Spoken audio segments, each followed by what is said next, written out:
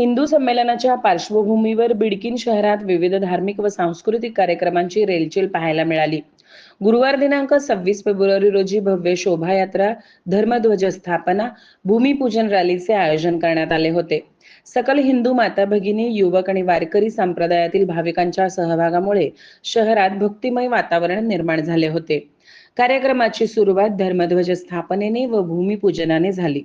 यावेळी हभप अमोल महाराज भवर, श्रीरामजी पांडे, अनिल गवळी, दिवाकर कुलकर्णी, केशव लांडगे, ॲडव्होकेट राजेंद्र गोरडे, अध्यक्ष विजय शेजूळ, संतोष मोदी, गणेश काळे, शिवप्रसाद औटी, बबन काळे, लहू कांतबने, मनोज दौंडे, ज्ञानेश्वर औटी यांची प्रमुख उपस्थिती होती।